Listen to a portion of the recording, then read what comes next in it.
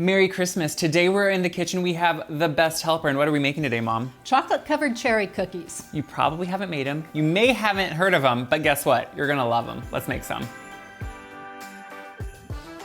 So today's an unconventional cookie, but I'm bringing the person that I always made it with, and that's Mom. So we have our coffee. This is a Christmas cookie day. Now, when I was growing up, you made chocolate-covered cherry cookies. Now, to anyone watching, these might sound either gross or just bizarre or odd, but let's preface this by saying they taste very different than the little plastic, gross, chocolate-covered cherries you buy in a grocery store with that white goo. They're different than that. Oh, they taste like a good one if you go buy, they're the good. Are there good ones? Uh-huh. Oh, okay. Like really good, yeah, Okay. not those cheaps or No. whatever, Which, by the way, I should also say, my dad Loved them. loved those chocolate-covered cherries. He passed away in 2004, but the thing I remember so much about growing up is he would buy himself, or you would buy him I got him one every year. a box, and he would keep them in his office, and he would finish those. But these are These much are not better. those. No, but These are a delicious chocolate cookie. And then they have, and I should say today, you didn't know what these were. We're upping the game a little bit. So usually we use those bright red maraschino cherries.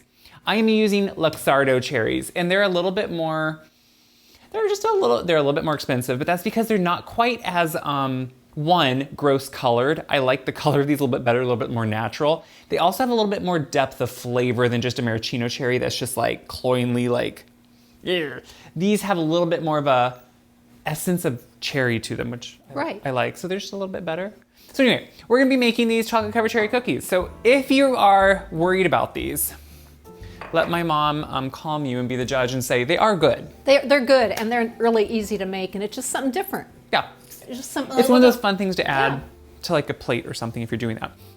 So in the mixer here, we're gonna start by creaming butter and sugar. So we have our butter, it's at room temperature, and you know that by look. I can bend it and it's not breaking. That means it's room temperature. And the reason we want room temperature butter is it actually will cream into the sugar better and at a better rate. Now, this is the second thing. You actually have to cream it, meaning not just mix it, you actually want it to mix until it's light and fluffy, which takes 3 to 5 minutes. So we're gonna turn this on, let it do the work, and then we'll go.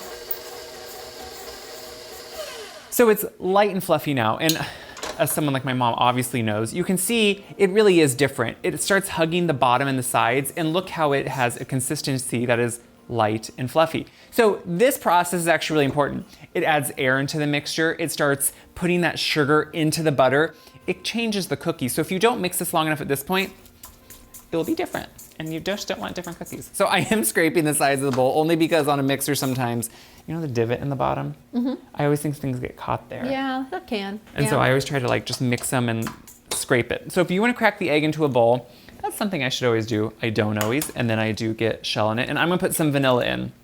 So vanilla obviously, to me, is needed when you do anything chocolate because it really brings out more of the essence of the chocolate. And Mom cracked the egg in here, so we made sure we didn't get shell. We'll put that right into here, and we're gonna now just work those in. Again, having these different times where you add different things and mix it in between, it's even mixing.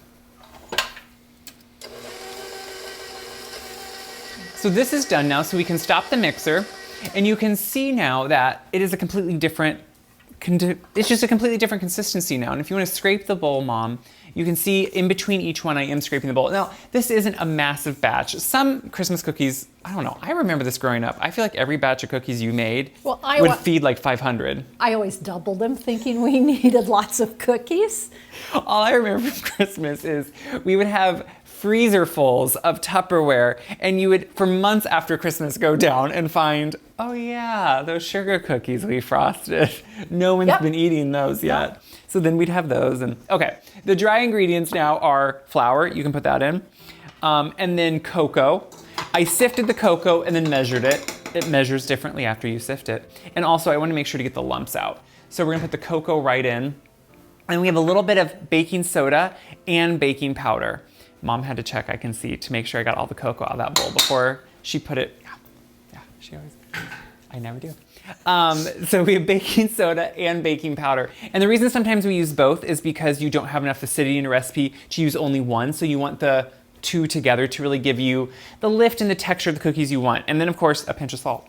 You know, that's always gonna make sure that the sweetness is coming out. So now we're gonna start this slowly because we did put in the cocoa and I hate cleaning up cocoa. Yeah, if you turn it on too fast all at once, you're going to go All at once. We took this off the stand mixer and you can see it's actually a very stiff cookie dough, which would scare most people, but I just mean compared to some, it's a more stiff one, but that's what you want. They kind of more grow just slightly in the oven, get a little bit of a crack. Just a nice little round puff. Yeah. Puff. And don't you feel like they're kind of fudgy? I feel like they're kind of fudgy, yes. which is important here. The texture play, it's key. So now what we do is we pretty much just make cookies. We roll them in sugar, and the sugar is really just for looks. It's just to make sure. Do you want to roll them in? Okay, yep. I'll let you roll them in a ball and roll them in. We have to think of our assembly line here. Now we're making pretty small cookies because they're just like little nuggets. You don't need a massive cookie. These are one of those things where I feel like you cannot reinvent a cookie every year for Christmas. You can't come out with always like the most, weird, best cookie, but these are always sure to be unique if you take them somewhere. Not everyone is gonna make a chocolate covered cherry cookie, and you're gonna say, well, that's because not everyone wants one, but I think once you taste them, you're gonna be surprised that— You do 3 or 4. I think we can fit 4, don't you? Yeah, 4 by 5, probably. You ever have people ask about how nice these are? What? You're actually mic'd. You can talk too. You should talk about these. That's what makes such nice. You mean a cookie scoop? Yeah, easy shaped, nice. How we get them all the same. Yep. Cookie scoops really do, and they come I use in them sizes. I use them for so much more than just cookies. And the size really does make a difference. So in my recipe, I always put what size cookie I'm making, and that usually pertains to the size cookie scoop. So you can buy different sizes, and there's somewhat that are, I would say, some kind of standard, but then they do vary too. I remember growing up, you would always have a few and we'd have to be like, oh, we used the wrong one. We need the other one. That makes the size cookie we want. Well, they even make one all the way up to a half cup, and that's what I use for ham balls. Right, yeah. Ooh, I love those ham balls. Good ploy there. That's a recipe on the website you can always look up. So what we're gonna do is roll the rest of this out in the sugar, and then we'll start assembling with cherries. So now we're putting the cherries onto the cookies before we bake them. So I like to just make a little hole, just kind of like a thumbprint, think of it as. It's kind of like a thumbprint cookie, but the difference is now you put a cherry in it. And sometimes during baking, they may pop up a little bit and you just need to repress them when they come out, but we worry about that when they come out. So it's a very simple process and it's a very easy process. And this is kind of where you start seeing that play on the chocolate and the cherry. And we really reaffirm that then with a ganache we're gonna put on top. Now you also see why we rolled them in sugar. It just gives them that kind of Finnish Christmas type feel.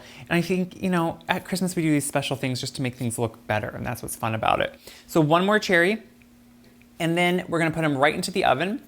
So we're gonna pick this up, put them in the oven, and while it's in the oven, we'll make a ganache. While the first batch is in the oven, obviously we have more to do, but I'm gonna make a quick ganache. So just some heavy cream that I brought up to a scald on the stove, so just until it was just waiting to bubble around the edges. Chocolate chips, we're gonna pour that over it. And what it's gonna do, we're gonna just let it sit for a few minutes. Then once we stir it, that will just melt together and become a delicious, it's pretty much a frosting. Right. It's just perfect. So after the hot cream sits with the chocolate, you just slowly start stirring, and it slowly just becomes one. And at first you may think, oh, it doesn't look that great. You just want to stir it slowly. You don't want to incorporate air, so I don't like to whisk it. You just want to go nice and slow. And as it's going, you start seeing that chocolate is melting into the cream. I think cream, to me, is a magical ingredient. When you mix it with chocolate, I think it becomes even more magical. Depending on the ratio of the cream to the chocolate, you can make frostings, fillings. It can be spreadable or really thin for dipping. It, to me, is just a beautiful thing. So I'm gonna stir this until it's smooth, and then that will be our frosting. So once that ganache fully comes together, you can see it's beautiful, glossy, smooth. I do add a little bit, so this is the reserved cherry juice when you drain the cherries, and I let them I put a little bit in there, and you know what this does? It flavors it, it sweetens it slightly, and it just kind of brings it all together. I'm always someone, like when I cook too, if it's savory food, layers of flavor as you go that kind of bring the components of all the dish together. That's one of those things. So we put a little bit of that in there. I'm using that same cookie scoop. I think it's an easy way to do it. You get some of that ganache, and I like to do it when the cookies are warm because then we'll coat them better. So you think at first like, oh, that cherry just doesn't look that great there sitting by itself. Well, guess what? it now is not by itself. And then Mom, if you want to decide what should go on top, we have dragées, both white and silver. Grandma Conrad, your mom, always used these on her gingerbread men. They're safe now though. They used to be made with things that aren't safe. Dragées now are okay. But then also I have white, like crystal sugar too, if you want to use that. I don't know, just something to me to sprinkle on top. I'll probably just do some of each. Well, you do whatever you want and make it just kind of work for whatever you feel is Christmassy. You know, the thing is, and Mom was saying as we were making these, you like making cookies best what? With someone else. With someone, yeah, I do. I think it's fun.